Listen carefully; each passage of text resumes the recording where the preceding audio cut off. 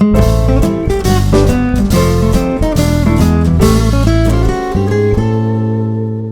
Friends, welcome to தெய்வாஸ் Nalabagam. இன்னைக்கு தெய்வாஸ் நலபாகத்தில் mayonnaise recipe எப்படி செய்யறதுன்னு பார்க்கலாங்க.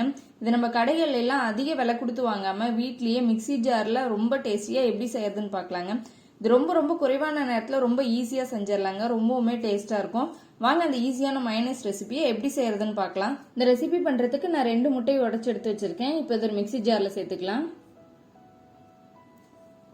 இது கூடவே ஒரு 3 பல் பூண்டு சேர்த்துக்கோங்க. இது கூடவே ஒரு 1/2 டீஸ்பூன் அளவுக்கு மிளகுத்தூள் சேர்த்துக்கோங்க. நீங்கள் முழு மிளகாவும் சேர்த்துக்கலாம், அப்படி இல்லைன்னா மிளகுத்தூளாகவும் சேர்த்துக்கலாம். சேர்த்துட்டு இப்போ இந்த பூண்டு இதெல்லாம் ஒன்று சேர்ந்து நல்லா முட்டை கூட அரைஞ்சி வரணும். அந்த அளவுக்கு நல்லா ஃபைனாக அரைச்சிருங்க. ஃபர்ஸ்ட் அந்த மாதிரி அரைச்சி நம்ம எடுத்துக்கலாம். அதுக்கப்புறம் இதில் மற்ற பொருள்லாம் நம்ம சேர்த்துக்கலாம்.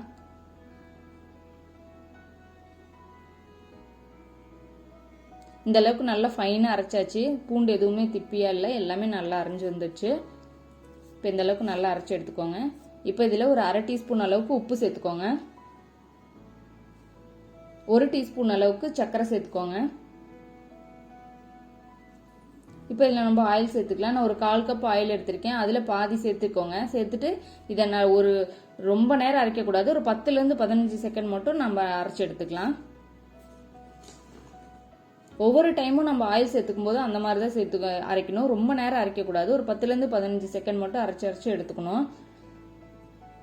இப்போ மறுபடியும் எண்ணெய் சேர்த்துக்கிறேன். சேர்த்துட்டு அதே மாதிரியே ஒரு 10லேருந்து 15 செகண்ட் நல்லா ஓட்டி எடுத்துக்கோங்க.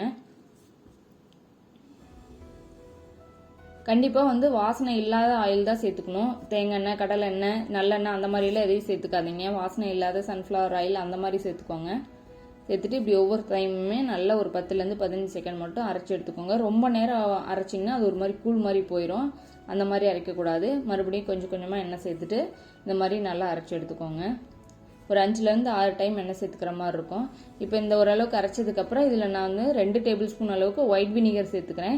நீங்கள் வினிகர் இருந்தால் சேர்த்துக்கோங்க, அப்படி இல்லைன்னா ஒரு எலும்புச்சம்பழத்தோட ஜூஸ் சேர்த்துக்கோங்க. 1லேருந்து 2 டேபிள் ஸ்பூன் அளவுக்கு சேர்த்துட்டு இதையும் அதே மாதிரியே அரைச்சி எடுத்துக்கோங்க ஒரு 10லேருந்து 15 செகண்டு. இப்போ இந்த அளவுக்கு அரைச்சாச்சு. இதில் இன்னும் கொஞ்சம் ஆயில் சேர்த்துட்டு அரைச்சிக்கலாம். நான் 3/4 கப் அளவுக்கு ஆயில் எடுத்திருக்கேன். எனக்கு அது சரியாக போச்சு.